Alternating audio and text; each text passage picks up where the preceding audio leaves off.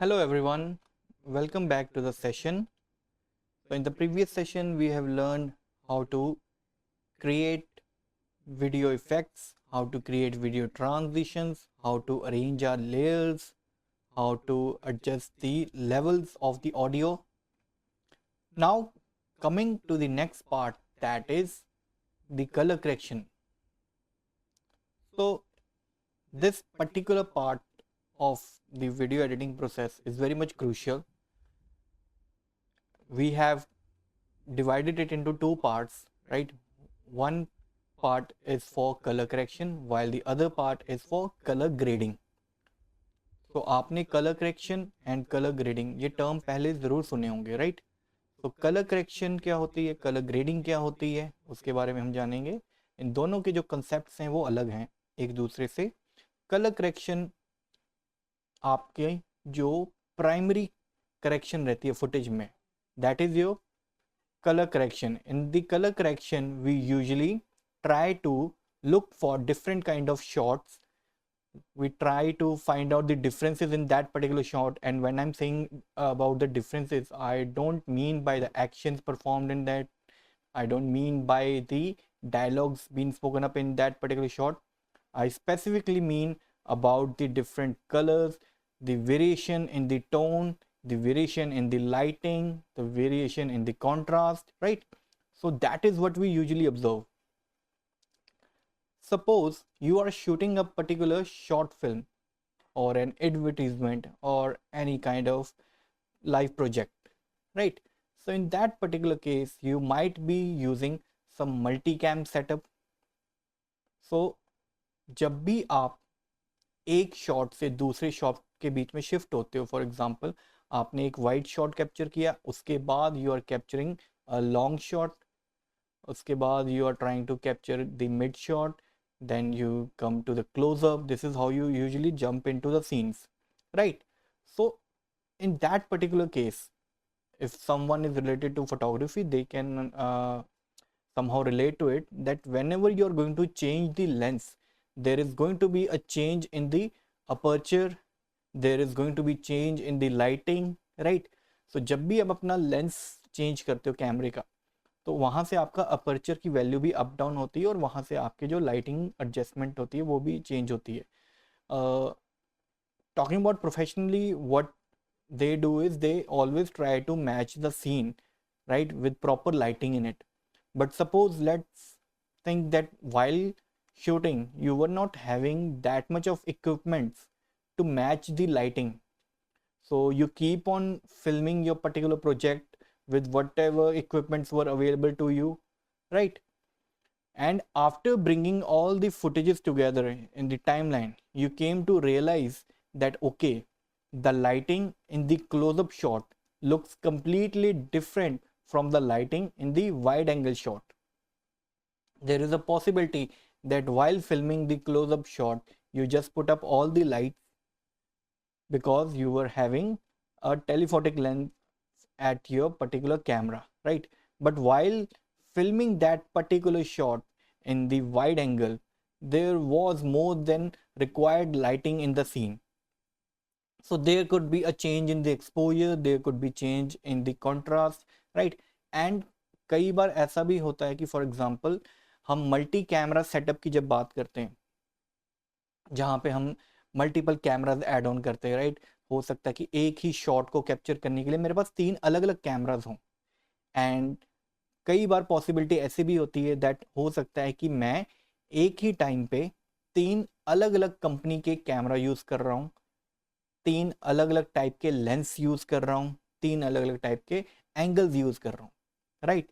So in that particular case हर एक company, चाहे वो नाइकन हो, चाहे वो सोनी हो, चाहे वो कैनन हो, राइट? हर एक कंपनी के अपने कुछ कलर प्रोफाइल्स होते हैं, इनके कुछ अपने पिक्चर स्टाइल्स होते हैं, राइट? तो जो भी कैमरा एक दूसरे से डिफर कर रहा है, बहुत ऑब्वियस है उसके पिक्चर क्वालिटी में, उसके कलर्स में आपको मेजर डिफरेंस देखने को मिल सकता है, डिपेंडिंग कि आपने अपने कैमरा में इनबिल्ट सेटिंग्स क्या की हैं, प्लस आपके पास क्या लाइटिंग कंडीशन रही होंगी. Same for mobiles also. Let's suppose because आजकल मोबाइल वीडियोग्राफी बहुत ज़्यादा चल रही है, लोग मोस्टली अपने व्लॉग्स वगैरह मोबाइल से ही कैप्चर कर रहे हैं। So if you have observe, let suppose कि मेरे पास 3 अलग अलग ब्रांड के मोबाइल्स हैं, और हर एक ब्रांड का जो मोबाइल रहता है उसकी जो पिक्चर क्वालिटी होती है हमेशा एक दूसरे से डिफर करती है कहीं ना कहीं। मे बी आपको फाइनल आउटपुट में इतना पता ना लगे, बट जब आप डिटेल में उस पिक्चर प्रोफाइल के अंदर जाते हो, जब अपने इमेजेस को थोड़ा जूम इन करते हो या वीडियोस को थोड़ा स्केल अप करते हो, तो इन that particular case you might have observe कि हर एक के पिक्चर में कुछ ना कुछ फ़र्क रहता है। किसी के टोन में फ़र्क रहता है, किसी के सैचुरेशन में फ़र्क रहता है, किसी के कंट्रास्ट में फ़र्क रहता है, किसी के शार्पनेस में फ़र्क होता है। सो उन पर्टिकुलर डिफरेंसेस को हम कैसे ख़त्म करें, right? That is the very first part of your colour grading process. ठीक है, जो कलर करेक्शन है, आपकी ग्रेडिंग तो बाद में होती है, उससे पहले हम कलर करेक्शन करते हैं, जिसमें यूजुअली हम अपने सिंगल क्लिप की बात करूं तो सिंगल क्लिप में हम हमेशा उस पर्टिकुलर क्लिप को बैलेंस आउट करने की कोशिश करते हैं, विच मीन्स कि अगर मेरे फुटेज में एक्सपोजर ज़्यादा है तो मैं अपने फुटेज में से एक्सपोजर कम करूंगा उस पॉइंट तक जहां तक कि मेरी जो डिटेल्स हैं वो प्रिजर्व रहें। सेम अगर मेरे फुटेज में एक्सपोजर कम है, डार्कनेस ज़्यादा है, देन मैं अपने फुटेज में एक्सपोजर इंक्रीज करूंगा अगेन टिल दैट पॉइंट जहां तक कि मेरी जो डिटेल्स हैं वो वैनिश आउट होना ना शुरू हो जाए। अगर कोई भी एडजस्टमेंट आपके डिटेल्स को ख़त्म कर रही हैं, so at that particular point it is very much important that you should stop with that particular value and try to decrease it, right? So along with that, अगर मेरे फुटेज में और भी कुछ प्रॉब्लम्स आती हैं, जैसे वाइट बैलेंस मेरी फुटेज का ख़राब हो सकता है, मेरी फुटेज में कंट्रास्ट कम हो सकता है, मेरी फुटेज में कलर की प्रॉब्लम हो सकती है, may be that is too much saturated और it is less saturated, that totally depends upon the picture style on which we are working, right? So let's start with the clips. For example, यहाँ पे मेरे पास 3 clips हैं, थोड़ी अपनी timeline को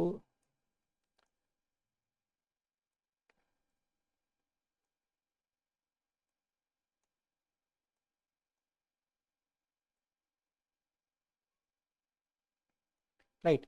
यहाँ पे आप देख सकते हो मेरे पास एक क्लिप है, एंड एज सच इस क्लिप में आप देख सकते हो आपको ज़्यादा कलर्स नहीं दिखने को मिलेंगे, राइट? तो जो क्लिप मैं यहाँ पे यूज़ कर रहा हूँ that is an S log footage. ठीक है, आपके पास लॉग्स अगर आपने पहले सुने होंगे या फिर रॉ फुटेजेस होती हैं, राइट, जिसमें हम रॉ फॉर्मेट में शूट करते हैं। वैसे तो सारा डाटा जो हम यहाँ पे लेके आ रहे हैं जो अनएडिटेड है उसको भी हम रॉ डाटा ही कहते हैं, बट रॉ एक फॉर्मेट भी रहता है जिसमें आपकी जो डिटेल्स हैं वो प्रिजर्व रहती हैं। अब यहाँ पे अगर आप देख सको तो मोस्टली आपको अपनी जो फुटेज है इसमें एज सच कलर्स आप देख सकते हो यहाँ पे उतने ज़्यादा हाईलाइटेड नहीं है, बहुत ही लेस सेचुरेटेड है, प्लस कहीं भी आपको अपनी फुटेज में कंट्रास्ट नहीं मिलेगा देखने को, राइट? जैसे आप देख सकते हो यहाँ पे कंट्रास्ट नहीं है, कहीं पे भी शेडोज वगैरह नहीं है ज़्यादा। सो यूजुअली हम अपने फुटेज को एस लॉग में तब यूज़ करते हैं जब हमने एक अच्छे कलर ग्रेडिंग अप्लाई करनी हो, या फिर हमारे पास हो सकता है कुछ हार्श कंडीशंस हो लाइटिंग की एंड प्रॉपर इक्विपमेंट ना हो, सो दैट कि हम उसको बाद में पोस्ट में करेक्ट कर सकें। तो यहाँ पे आप देख सकते हो एज सच कुछ भी नहीं है, बट इसके बेनिफिट्स भी बहुत होते हैं, बिकॉज यूजुअली क्या होता है कि जब आप अपने कोई भी कैमरा है, चाहे वो मोबाइल का हो, चाहे वो डीएसएलआर का हो, या फिर कोई सिनेमैटिक कैमरा हो, लेट सपोज कि आपने उस कैमरे की सेटिंग ऐसी की हुई है कि उसमें हो सकता है कंट्रास्ट ज़्यादा हो या उसके शेडो लेवल थोड़े ज़्यादा हों। सो इन दैट पर्टिकुलर केस हो सकता है आप कुछ ऐसी लाइटिंग कंडीशन में, या फिर आपका इन्वायरमेंट कुछ ऐसा हो सकता है उस टाइम जहाँ पे आप जब किसी डार्क एरिया को शूट कर रहे हो, और हो सकता है कि कुछ एरियाज इतने डार्क हो जाएं कि उनमें से टेक्सचर गायब हो जाए, उनमें से जो डिटेल हैं वो सभी गायब हो जाएं। सो इन दैट पर्टिकुलर केस वहाँ पे डिटेल्स को वापस लेके आना बहुत मुश्किल हो जाता है। सेम अगर आपके कोई फुटेज का, जैसे यहाँ पे आप स्काई देख सकते हो, अभी आपको यहाँ पे मोस्टली ग्रे कलर ही दिखेगा, राइट?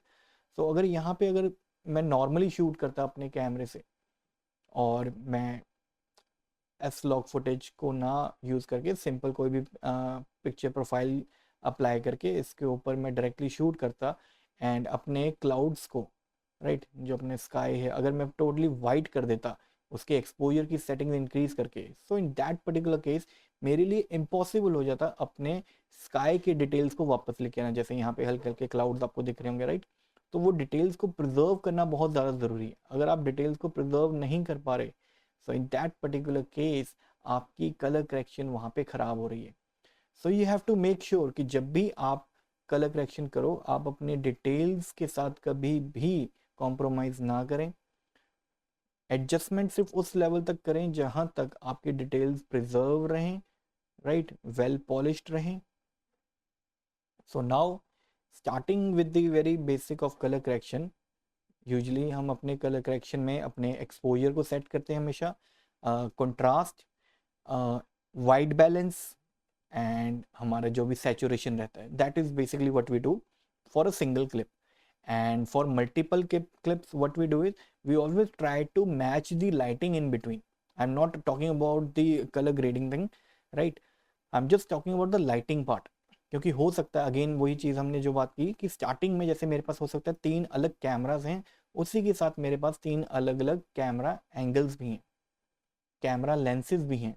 तो हर एक कैमरा एंगल, हर एक कैमरा लेंस के चेंज होने पे हो सकता है कि मेरी जो लाइटिंग है एक कैमरा से दूसरे कैमरा में डिफर करे। तो किसी एक शॉट में मेरा एक्सपोजर बहुत ज़्यादा और नेक्स्ट शॉट पे मेरा एक्सपोजर एकदम से कम हो जाता है, and vice versa. So in that particular case क्या होता है कि कंटिन्यूटी ब्रेक हो जाती है। जो यूज़र है, जो व्यूअर है आपका, राइट, वो एकदम से चेंज ऑब्जर्व करता है आपकी लाइटिंग में।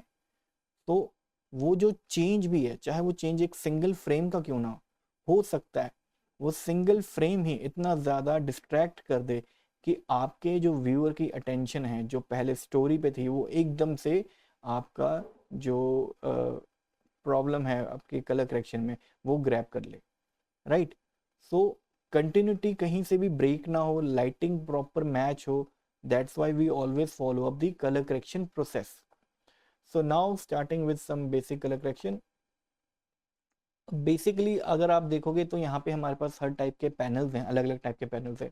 एडिटिंग के लिए अलग पैनल्स हैं, जैसे हम वर्क स्पेस भी कहते हैं, जिसमें according to that particular task और वर्क और प्रोजेक्ट हमारे पास क्या होते हैं, कुछ पैनल्स ऐड होते हैं, कुछ पैनल रिमूव होते हैं। तो सेम यहाँ पे भी मैं क्या करूँगा, करेंटली लेट सपोज कि मैं अपनी एडिटिंग कंप्लीट कर चुका हूँ, अपने क्लिप्स को टाइमलाइन में लेके आ चुका हूँ, अपने क्लिप्स को इफेक्ट अप्लाई कर चुका हूँ, अपने क्लिप्स में ऑडियो वगैरह एडजस्ट कर चुका हूँ।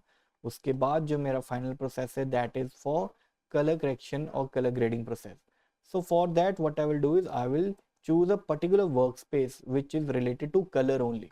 सो हम यहाँ पे क्लिक करके अपना जो वर्क स्पेस है वो कलर में चेंज कर लेंगे, और हमें सिर्फ और सिर्फ वही टूल्स या वो पैनल्स शोकेस होंगे जहाँ पे हमारे कलर करेक्शन या कलर ग्रेडिंग में काफ़ी हेल्प हो सकती है, राइट? तो जैसे यहाँ पे मैं कलर पे क्लिक करता हूँ, आफ्टर दैट यहाँ पे हमारे पास एक पैनल आता है that is called as your Lumetri colour panel.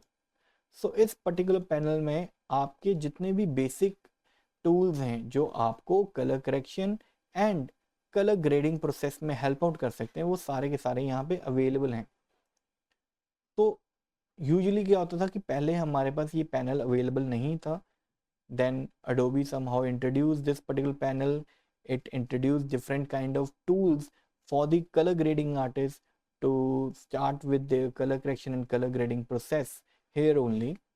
So if I look out at the basic options which are available, right, यहाँ पे अगर आप देखोगे कि कुछ हमारे पास कैटेगरीज हैं, और अगर आप इन कैटेगरीज को स्टेप बाय स्टेप देखोगे तो ये इनकी प्लेसमेंट कुछ इस वे में की गई है कि जो आपकी हिरार्की है, जो आपका प्रोसेस है या फिर जो एक चेन है, वो फॉलो अप की जाए फॉर कलर ग्रेडिंग। जैसे कलर ग्रेडिंग कभी भी आप डायरेक्टली किसी फुटेज के ऊपर जंप नहीं करते, आप हमेशा कलर करेक्शन से ही अपनी जो फुटेज है उसको स्टार्ट करते हो। तो यहाँ पे भी अगर आप देखोगे कि आपको कुछ बेसिक करेक्शन का सबसे पहले ऑप्शन मिलता है, देन हमारे पास क्रिएटिव है, then curves, colour wheels, HSL, vignette, right? So all these particular tools which are there, right, it will follow up a particular chain, right? जो basic correction है that is all related to your color correction only, right? तो जितने भी colour correction के आपको tools चाहिए वो सारे के सारे आपको यहाँ पे आपकी first category that is your basic वहाँ पे अवेलेबल होंगे। जैसे फॉर एग्जांपल इस फुटेज को प्ले करके देखते हैं हम एक बारी।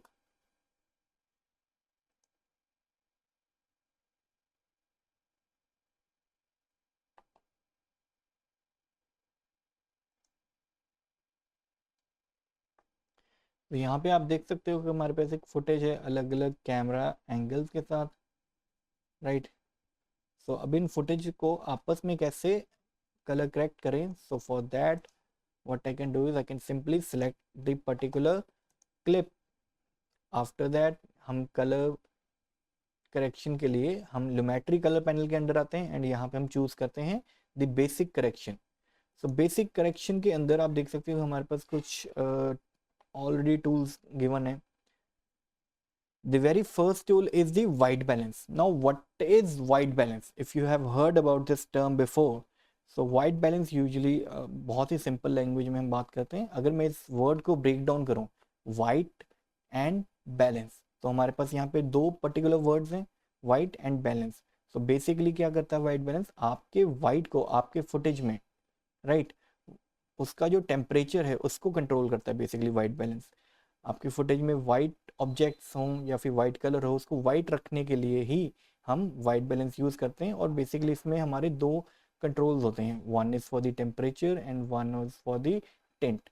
जैसे यहाँ पे आप टेम्परेचर और टेंट दोनों को कंट्रोल कर सकते हो। यूजुअली आपने देखा होगा कि कई बार आप इंडोर फोटोज कैप्चर कर रहे हो right, may B flash use कर रहे हो या फिर इंडोर में कहीं पे भी आप कैप्चर करें तो आपने देखा होगा वहाँ पे ब्लू टोन आ जाती है कई बार आपके इमेजेस में, राइट। या फिर आप डे लाइट में शूट कर रहे हो, बाहर शूट कर रहे हो एंड हो सकता है कि आपके कैमरे की सेटिंग वैसी कुछ हो कि जब आप उसको कैप्चर कर रहे हो तो आपकी इमेज में येलो कलर या फिर ऑरेंज टोन या वार्म टोन काफ़ी ज़्यादा है, राइट। सो उस केस में अपनी इमेज को कैसे बैलेंस आउट करें, राइट। अगर मुझे अपनी इमेज में हो सकता है कि जैसे यहाँ पे है, अभी तो ये इमेज टोटली फ्लैट है, कोई आपको ज़्यादा कलर नहीं दिखेंगे तो इसमें इतनी प्रॉब्लम नहीं है।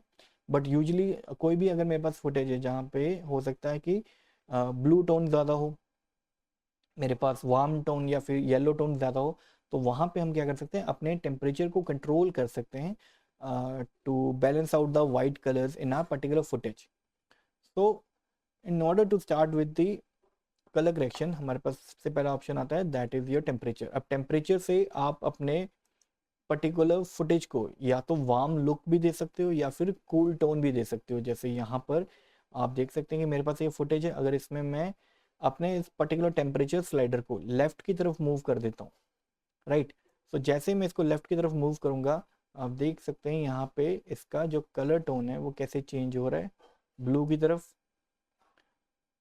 अभी इसमें ऐसा हमने बेसिक ज़्यादा कुछ भी नहीं किया, हम सिर्फ और सिर्फ अपने टेम्परेचर कंट्रोल्स के साथ प्ले अप कर रहे हैं। एंड यहाँ पे अगर मैं देखूँ, अगर मैं एफेक्ट्स में जाके इसको क्लिक करूँ तो यहाँ पे मैं अपने इफ़ेक्ट को इनेबल और डिसेबल दोनों कर सकता हूँ। सो अभी आप यहाँ से आप देख सकते हो कि आपको एक रफ आइडिया मिल गया होगा कि कैसे टेम्परेचर कंट्रोल से जैसे ही मैं अपना टेम्परेचर लेफ़्ट की तरफ लेके जाता हूँ, दैट इज़ कि मैं अपने टेम्परेचर को थोड़ा कूल टोन दे रहा हूँ, वहाँ पे मेरे इमेज में क्या हो रहा है ब्लू कलर ऐड हो रहा है या सियान कलर ऐड हो रहा है। उसी के कंपैरेटिवली लेट्स अज्यूम दैट मुझे अपनी पर्टिकुलर फुटेज में वार्म टोन ज़्यादा शो करनी है, राइट। मतलब उसको थोड़ा ज़्यादा येलोइश में रखना है हमने।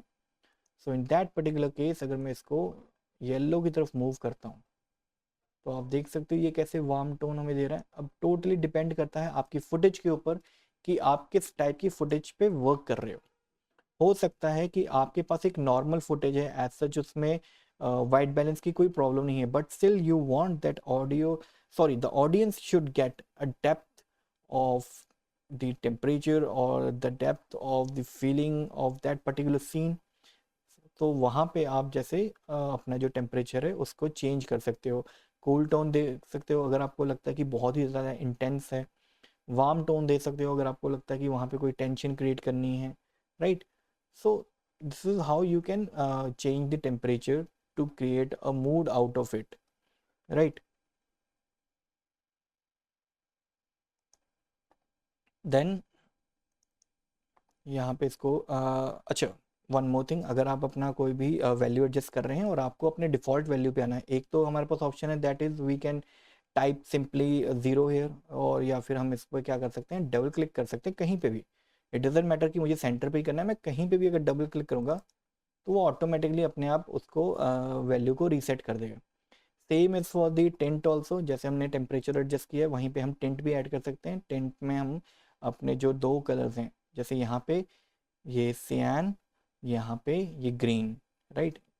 अभी हो सकता है कि मेरी इमेज में जैसे वार्म टोन है वैसे ही मेरे पास कूल टोन है, वैसे ही हो सकता है कि शेडोज़ में या हाइलाइट्स में या फिर मिड टोन्स में कुछ ऐसे एरियाज हो सकते हैं जहाँ पे मुझे हो सकता है कि मेरी फुटेज थोड़ी रेड ज़्यादा आई है या मेजेंटा या पिंक टोन ज़्यादा दिख रहा है। तो उसको बैलेंस आउट करने के लिए हम अपने स्लाइडर्स को लेफ्ट राइट कर सकते हैं। सी, बहुत ही बेसिक है। अगर आपके इमेज में या आपकी फुटेज में कूल टोन ज़्यादा है या ब्लू कलर ज़्यादा है तो उसको बैलेंस आउट करने के लिए आप स्लाइडर को येलो की तरफ शिफ्ट करोगे, ना कि ब्लू की तरफ। बिकॉज ऑलरेडी अगर आपके इमेज में या फुटेज में ब्लू टोन है और उसको स्लाइडर को लेफ्ट की तरफ मूव करोगे तो वो उसमें और ज़्यादा एड ऑन करेगा। So it is recommended that you have to shift your slider to the opposite direction of whatever tone is already there in your particular footage. Footage में ब्लू है तो आपको अपने उस पर्टिकुलर टोन से opposite की तरफ ही move करना है।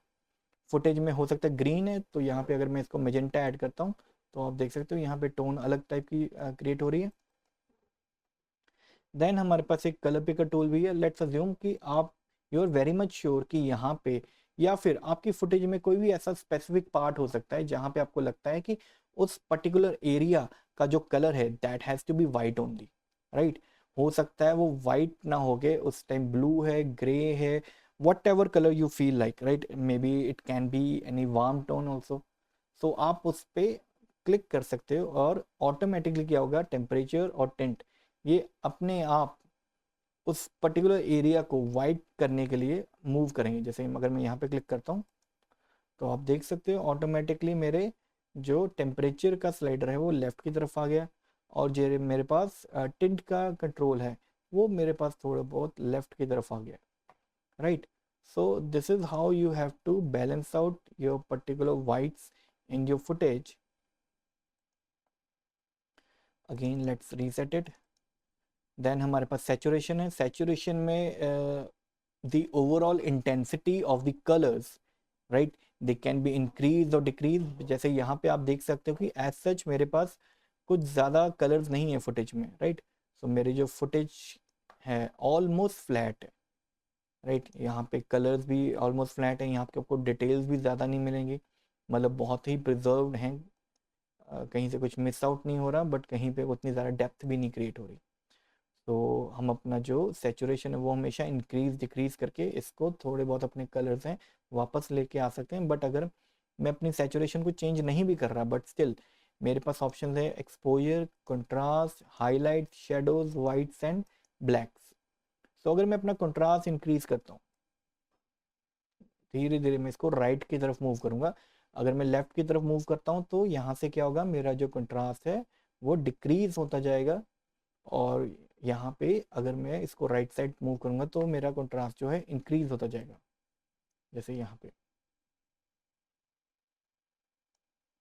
राइट। सेम मेरे पास अब एक चीज़ नोट करते हैं हम, हमारे पास एक यहाँ पे कंट्रास्ट है, एक शेडोज है और एक ब्लैक्स है। तो कंट्रास्ट बेसिकली क्या करता है, आपके हाइलाइट्स और शेडोज के बीच का जो गैप है या डिफरेंस है उसको इंक्रीज या डिक्रीज करता है, राइट। शेडो कंट्रास्ट जितना कम होगा आपकी इमेज ऑटोमेटिकली उतनी ज़्यादा फ्लैट लगनी शुरू होगी। जैसे यहाँ पे अगर मैं इसको लेफ्ट की तरफ मूव करूँ तो जो पहले के भी थोड़ा बहुत कंट्रास्ट था हाइलाइट्स और शेडोज के बीच का जो गैप था वो अब यहाँ पे ऑटोमेटिकली खत्म हो चुका है। So after that let's increase the contrast, that is to increase the difference between the highlights and the shadows। then मेरे पास आता है शेडो। शेडो हमारा वो एरिया होता है जो थोड़ा डार्क होता है, राइट। जैसे हमारा फेस है, फेस में हमारा ये एरिया हाईलाइट्स रहेगा, जैसे ये एरिया ये एरिया ये एरिया ये हमारा हाईलाइट्स होता है, ये चीज़ हमारे मिड टोन्स हो गए, और ये एरिया यहाँ का एरिया इसके इतना इंच है ये हमारे शेडोज रहता है, मतलब जो एरिया डार्क होता है। तो अपने शेडोज़ को हम हमेशा मूव कर सकते हैं लेफ्ट और राइट। अगर यहाँ से मैं लेफ्ट की तरफ मूव करता हूँ तो यहाँ पे आप देख सकते हो एक डेप्थ क्रिएट हो रही है। देन ब्लैक्स आते हैं हमारा वो एरिया जहाँ पे स्पेसिफिकली हम ब्लैक टोन की बात कर रहे हैं, हम शेडोज की बात नहीं कर रहे, डार्क टोन की बात नहीं, हम बेसिकली ब्लैक एरियाज, ठीक है, बिल्कुल ब्लैक। तो अगर मैं इसको लेफ्ट या राइट की तरफ शिफ्ट करता हूँ तो आपको चेंज देखने को मिलेगा, बट इतना ज़्यादा नहीं, बिकॉज ये स्पेसिफिकली आपकी शेडोज के ऊपर ना वर्क करके सिर्फ और सिर्फ उन एरियाज में वर्क करता है जो कंप्लीटली ब्लैक है, राइट। सो एक चीज़ आप नोटिस करेंगे, हमने यहाँ पे बेसिक एडजस्टमेंट की है सिर्फ और सिर्फ अभी अपने कंट्रास्ट, शेडोज एंड ब्लैक्स में, और कहीं नहीं। और अगर मैं इसका डिफरेंस देखूँ, जैसे यहाँ पे एफेक्ट्स पे क्लिक करके अगर मैं इसको अनचेक करूँ, सो इन दैट पर्टिकुलर केस आप देख सकते हो कि पहले मेरे पास इमेज जो थी काफ़ी फ्लैट थी, अब इसमें ऑटोमेटिकली थोड़ी बहुत डेप्थ ऐड होनी शुरू हुई है। एंड आप देख सकते हो कि कुछ मेजर एडजस्टमेंट नहीं की है हमने, राइट। अभी सिर्फ और सिर्फ जो डार्क टोन है उसी के साथ हमने प्ले किया, उसके बाद किसी और पे नहीं हमने प्ले किया, राइट। सो सिर्फ और सिर्फ अपने शेडोज, अपने कंट्रास्ट एंड अपने ब्लैक्स को एडजस्ट करके। आप एक चीज़ और नोट करना, यहाँ पे जो हमारे पास कलर्स थे, पहले यहाँ पे फुटेज काफ़ी फ्लैट थी, अब कलर्स ऑटोमेटिकली यहाँ पे ऐड ऑन होना शुरू हो गए, राइट। देन उसके बाद मेरे पास एक्सपोजर है, एक्सपोजर से मैं ओवरऑल अपने फुटेज का जो एक्सपोजर वो कम ज़्यादा कर सकता हूँ, राइट। राइट की तरफ मूव करूँ तो वो ऐड होगा, लेफ्ट की तरफ मूव करूँ तो वो डिक्रीज होगा। तो यहाँ पे आप चाहो तो कुछ day to night kind of effect भी बना सकते हो, जैसे यहाँ पे अगर इसको मैं डार्क कर देता हूँ और अपना टेम्परेचर थोड़ा वार्म टोन की तरफ ले जाता हूँ, राइट। तो अभी आप देख सकते हो यहाँ पे पहले हमारे पास जो टोन था या फिर जो आउटपुट था वो ऐसा लग रहा था कि डे टाइम का है, और यहीं पे ऐसा लगता है कि वेदर बहुत ज़्यादा क्लाउडी है, राइट। सो अभी भी हम ग्रेडिंग प्रोसेस में नहीं है, अभी भी हम सिर्फ और सिर्फ कलर करेक्शन में हैं, बट स्टिल हम कुछ इस तरह का आउटपुट भी क्रिएट कर सकते हैं अपनी फुटेज में से, right. So again it's all about the creativity part कि आप कितना क्रिएटिवली सोच रहे हो, राइट।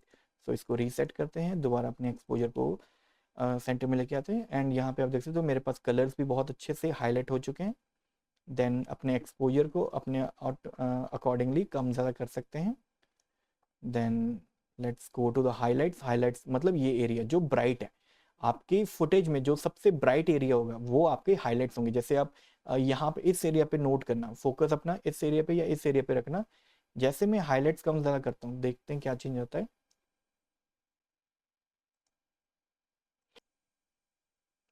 सो अब आप देख सकते हैं कि जैसे मैं अपने हाइलाइट्स पे एडजस्टमेंट करता हूँ, उसी मोमेंट पे क्या होता है कि मेरे जो ये हाइलाइट्स हैं, अगर इसको मैं थोड़ा जूम इन करूँ तो इसमें से जो डिटेल्स हैं आप देख सकते हो, हम या तो उसको प्रिजर्व, सॉरी ये कंट्रास्ट है, अपने डिटेल्स को अगर मैं लेफ्ट की तरफ लेके आता हूँ तो डिटेल्स प्रिजर्व रहती हैं, और अगर इसको मैं एक्सट्रीम राइट की तरफ कर देता हूँ तो आप देख सकते हो कि एक पॉइंट के बाद यहाँ से तो मेरा क्लाउड जो है वो मिस आउट होना शुरू हो गया।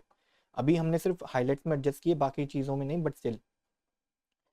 तो ब्राइट इमेज के चक्कर में कभी भी, जैसे हमने इमेज तो ब्राइट हो गई है बट वहाँ पे क्या हो गया, मेरी डिटेल्स मिस आउट होनी शुरू हो गई हैं। सो हमने ये सिचुएशन भी अवॉइड करनी है कि अगर आपकी इमेज में से अगर जो हो सकता है कि मेरे हाइलाइट्स ही मेरे क्लाउड से अगर वो ही गायब हो गई तो फिर मेरी फुटेज को कलर ग्रेड या कलर करेक्ट करने का क्या बेनिफिट हुआ।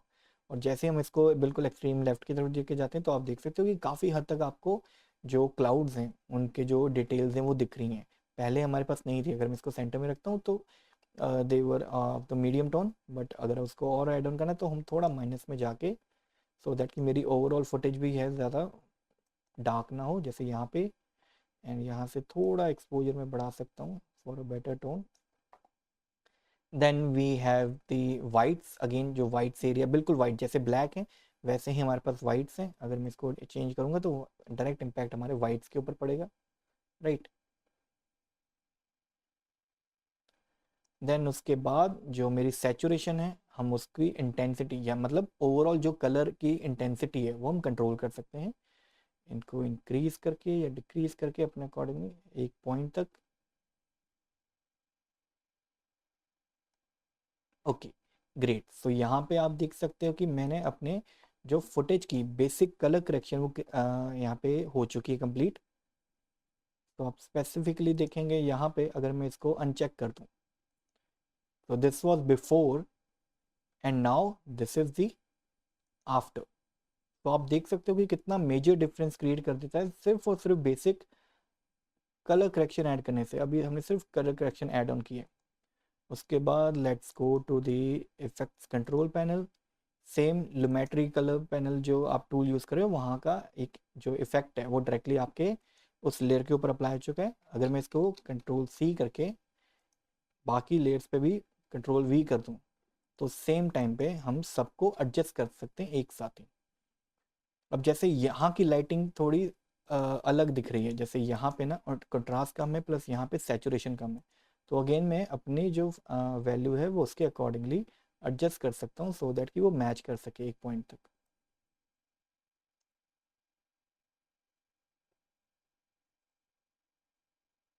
राइट, अब यहाँ पे थोड़ी बहुत ये मैच हो रही है। सो अब इसको हम प्लेबैक करके देखते हैं क्या आउटपुट आया है।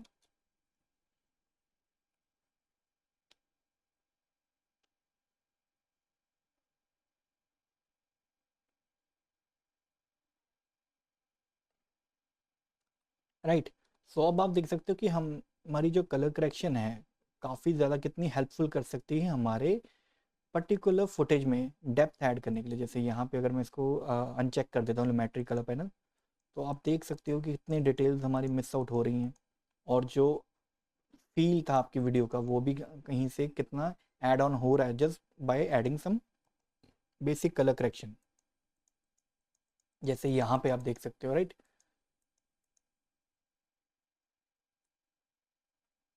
so this was all about color correction, that how we can adjust the values and get back the basic details out of our image. How can we adjust the basic lighting, right?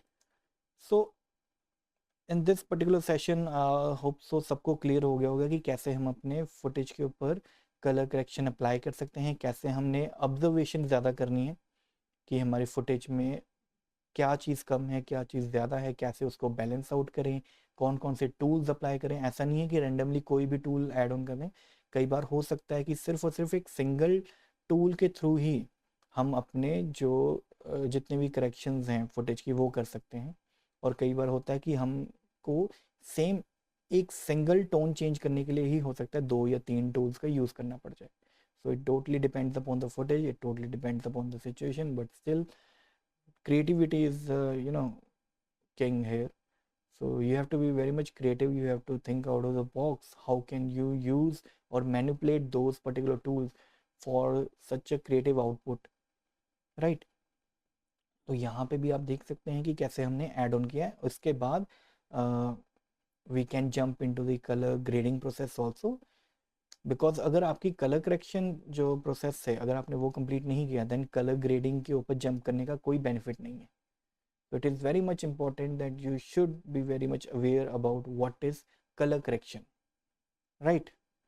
So that was all for today's session. See you guys in the next session.